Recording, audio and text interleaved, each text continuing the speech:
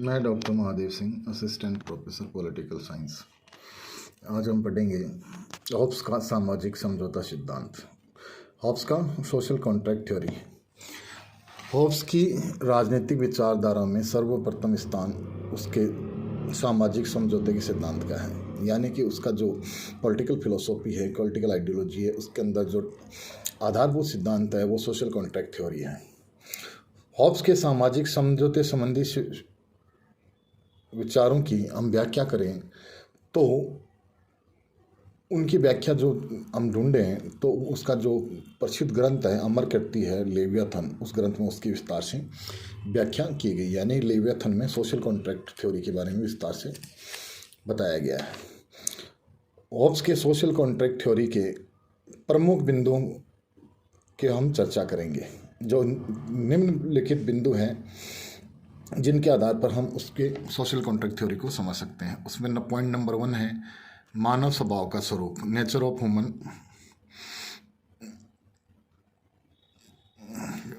Scope of human nature. दूसरी है natural stage, प्राकृतिक अवस्था। नेक्स्ट है प्राकृतिक अधिकार, नेचुरल राइट्स। अगला है प्राकृतिक कानून, नेचुरल लॉ। अगला है रीजन ऑफ कॉन्ट्रैक्ट, यानी समझौते के कारण कि किन कारणों की वजह से समझौता हुआ। अगली जो पॉइंट है वो है समझौते के द्वारा राज्य की उत्पत्ति, यानी सोशल कॉन्ट्रैक्ट हुआ तो उसका परिणाम क्या लिखा, वो परिणाम राज्य के रूप में आया। अब अगली पॉइंट है राज्य का स्वरूप कैसा है। उसके बाद में पूर्ण की हॉब्स के सामाजिक समझौते की हम प्रमुख जो विशेषताएं, फीचर्स हैं, उनके बारे में बात करेंगे। और अगला जो लास्ट पॉइंट है वो है उसकी सोशल कॉन्ट्रैक्ट थ्योरी की आलोचना या क्रिटिसिज्म। पहले पॉइंट की बात करते हैं, मानव स्वभाव का स्वरूप, यानी कि जो स्कोप है वो ह्यूमन नेचर का कैसा है उसके बारे में हम बात करेंगे, यानी उसको ह्यूमन नेचर के बारे में बात करेंगे। हॉब्स के समय इंग्लैंड में गृह युद्ध चल रहा था और उस गृह युद्ध की जो परिस्थितियों के कारण मनुष्य का जो स्वभाव, मनुष्य की जो प्रकृति हॉब्स के सामने उभर कर आई, वह उसके घृणित पक्ष की उभर कर आई। उसने मनुष्य को स्वार्थी, झगड़ालू, नीच, दुष्ट, विवेकहीन, आत्म केंद्रित यानी सेल्फ सेंटर्ड माना। हॉब्स की मानव के प्रति ये धारणा ही उसके आगे के विचारों को, सोशल कॉन्ट्रैक्ट को व्याख्या करने का आधार बनी।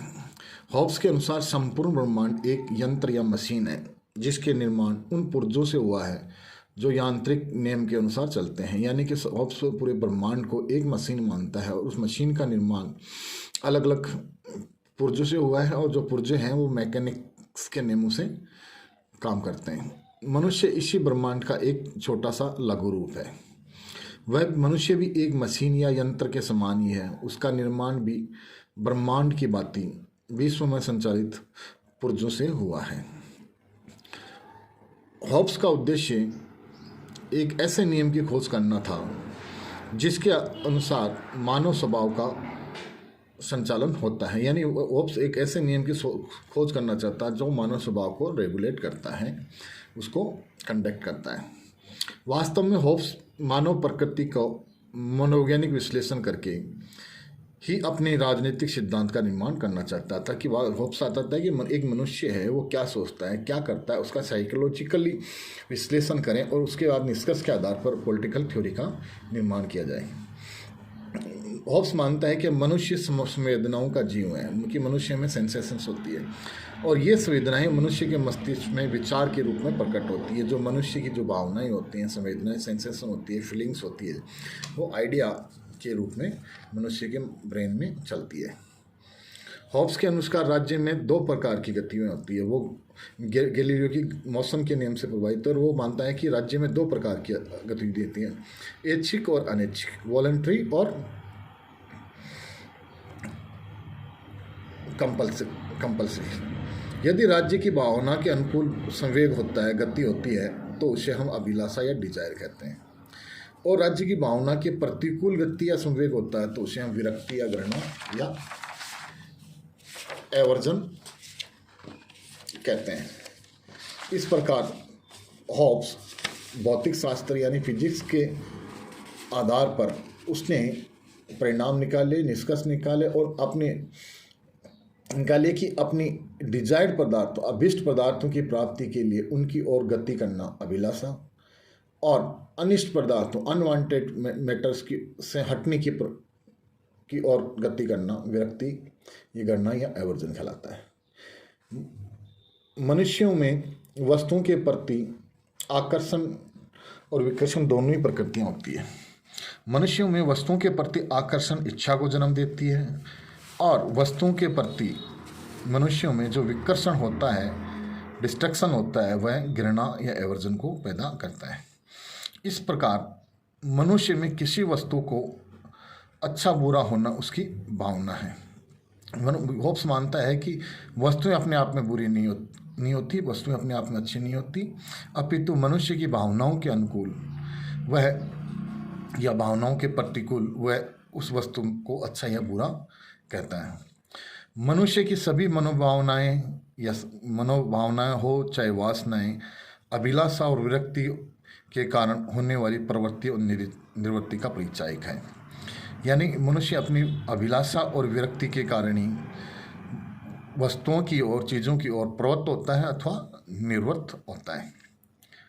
हॉब्स ये मानता है कि अच्छाई हो या बुराई हो का जो भी विचार है हमारी गति की दिशा से निश्चित होता है। जिन वस्तुओं से मनुष्य आकर्षित होता है उन्हें अच्छा कहता है, और जिन्हें वह नापसंद करता है उन्हें वह बुरा कहता है। अच्छाई अथवा बुराई वस्तुओं में नहीं बल्कि मनुष्य की भावनाओं में है। एक प्रकार से कहें कि जो वस्तुएं हैं ना अच्छी होती है ना बुरी होती है, अच्छाई बुराई जो भी है वो मनुष्य की अपनी भावनाओं में, मनोवृत्ति में, साइकोलॉजी में है। मनुष्य आनंद या फैसिलिटी को सदैव प्राप्त करना चाहता है और वो ज़्यादा से ज़्यादा आनंद प्राप्त करना चाहता है, और जिन साधनों से मनुष्य की इच्छाओं पूर्ण होती है, उसको आनंद प्राप्त होता है, उन साधनों को मनुष्य हॉब्स शक्ति का रूप मानता है। यानी शक्ति क्या है? शक्ति एक ऐसा साधन है जो मनुष्य की इच्छाओं की पूर्ति करके उसे अधिक से अधिक आनंद प्रदान करती है, क्योंकि मनुष्य में जो आनंद है वो अनंत होता है, आनंद की कोई सीमा नहीं होती। इसलिए मनुष्य के जीवन में एक शक्ति की प्राप्ति के बाद दूसरी शक्ति प्राप्ति करने की इच्छा निरंतर बनी रहती है। यानी मनुष्य सदैव ज़्यादा से ज़्यादा शक्ति प्राप्त करने की इच्छा में प्रवृत्त रहता है।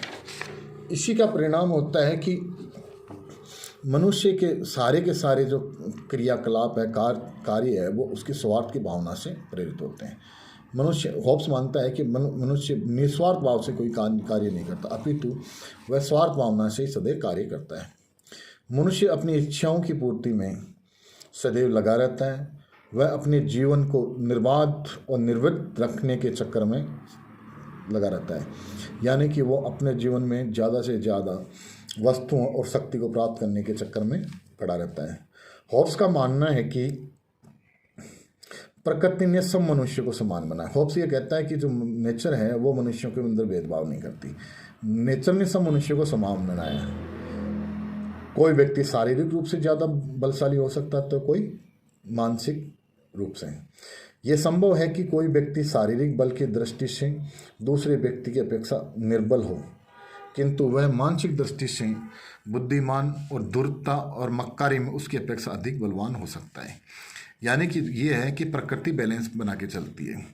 कोई मनुष्य शारीरिक बल में तो कोई बौद्धिक बल में, चातुर्यता में बलशाली होता है, और रिजल्ट उसका ये होता है कि सब मनुष्य अपनी शक्ति में समान होते हैं।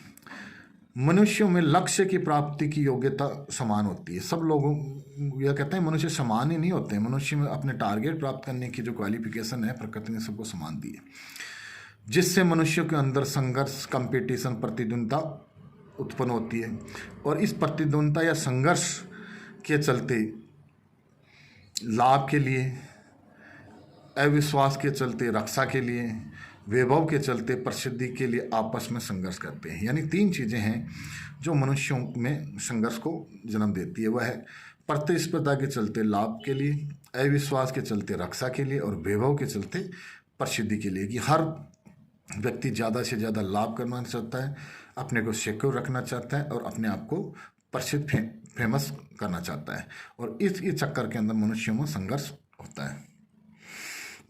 अब संक्षेप में हम बात करें तो मनुष्यों के मध्य जो निरंतर संघर्ष, प्रतियोगिता, द्वंद्व चलता है, उसके 3 कारण हैं।